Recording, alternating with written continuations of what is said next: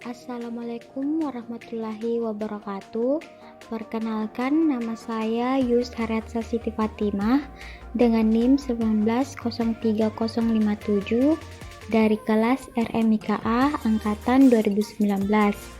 Di video kali ini, saya akan menjelaskan terkait ERD atau entitas relasi diagram pada rumah sakit. ERD atau entitas relasi diagram adalah suatu model untuk menjelaskan hubungan antar data dalam basis data berdasarkan objek-objek dasar data yang mempunyai hubungan antar relasi. Pada ERD yang telah saya buat, di sini saya menggunakan beberapa simbol, yaitu ada relasi, atribut, entitas, dan garis penghubung. Pada ERD rumah sakit, di sini memiliki 8 entitas, yaitu yang pertama ada entitas pasien, entitas diagnosa, entitas ruangan, entitas dokter, entitas petugas, entitas tindakan, entitas laboratorium, dan entitas obat. Dan ada 11 relasi, yaitu yang pertama ada relasi tempat pendaftaran pasien rawat jalan, UGD, rawat jalan, ruang jenazah, pemeriksaan penunjang, kemudian ada tempat pendaftaran pasien rawat inap, apotik, kemudian ada ruang operasi, ICU, rawat inap, dan administrasi. Pada tempat pendaftaran pasien rawat jalan ini akan terhubung dengan 3 entitas, yaitu yang pertama entitas pasien. Pada entitas pasien ini terdapat beberapa atribut, yaitu ada ID pasien sebagai atribut primary key, dan selanjutnya ada atribut nomor rekam medis, nama pasien, jenis kelamin, tempat tanggal lahir, umur, alamat, kewarganegaraan, agama, pendidikan, pekerjaan, email, nomor telepon, dan jenis pembayaran. Kemudian yang kedua akan terhubung ke entitas ruangan. Pada entitas ruangan ini terdapat beberapa atribut, yaitu ada ID ruangan yang menjadi atribut primary key, dan selanjutnya ada atribut kode ruangan dan nama ruangan. Kemudian yang ketiga akan terhubung ke entitas petugas.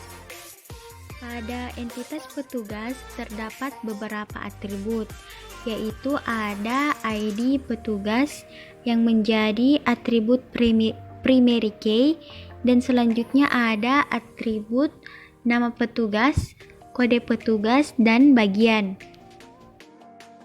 Selanjutnya pada relasi UGD ini terhubung dengan 3 entitas, yaitu yang pertama ada entitas dokter. Pada entitas dokter ini terdapat beberapa atribut, yaitu ada ID dokter yang menjadi atribut primary key, dan selanjutnya ada atribut kode dokter, spesialis, dan nama dokter. Kemudian yang kedua akan terhubung ke entitas diagnosa. Pada entitas diagnosa ini terdapat beberapa atribut, yaitu ada ID diagnosa yang menjadi atribut primary key, dan selanjutnya ada atribut nama diagnosa dan kode diagnosa. Selanjutnya yang ketiga akan terhubung ke entitas tindakan. Pada entitas tindakan ini terdapat beberapa atribut, yaitu ada ID tindakan yang menjadi atribut primary key, dan selanjutnya ada atribut nama tindakan dan kode tindakan. Selanjutnya ke relasi rawat jalan. Pada relasi rawat jalan ini terhubung dengan 3 entitas, yaitu yang pertama ada entitas dokter, entitas diagnosa, dan entitas tindakan.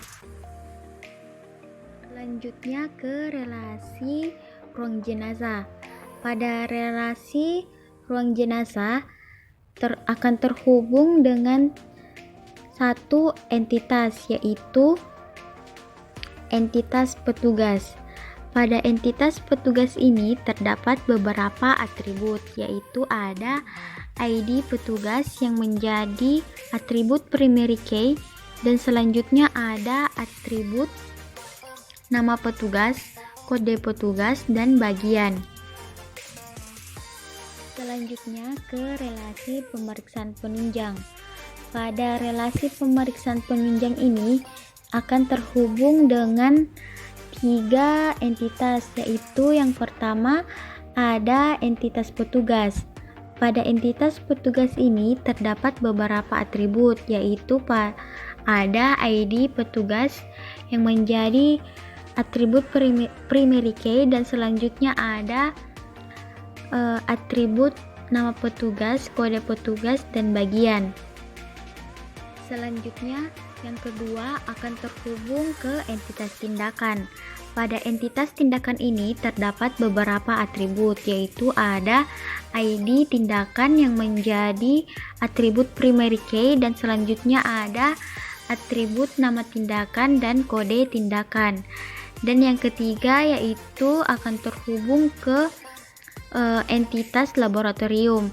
Pada entitas laboratorium ini terdapat beberapa atribut, yaitu ada ID laboratorium yang menjadi atribut primary key, dan selanjutnya ada atribut kode laboratorium dan jenis laboratorium.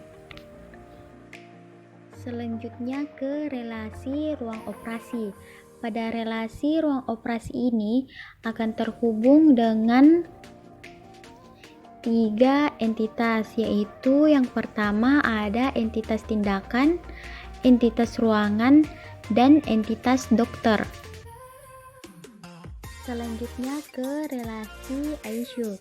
Pada relasi ini akan terhubung dengan 3 entitas, yaitu yang pertama ada entitas tindakan, entitas petugas, dan entitas dokter. Selanjutnya ke relasi tempat pendaftaran rawat inap. Pada relasi TP2RI ini akan terhubung dengan 2 entitas, yaitu yang pertama ada entitas dokter.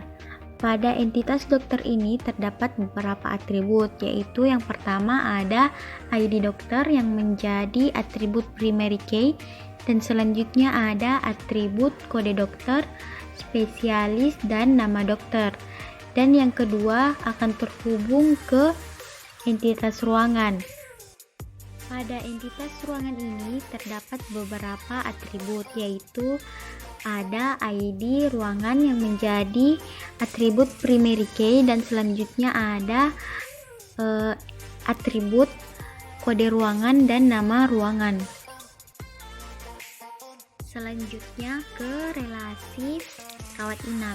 Pada relasi rawat inap ini akan terhubung dengan 2 entitas, yaitu yang pertama ada entitas tindakan.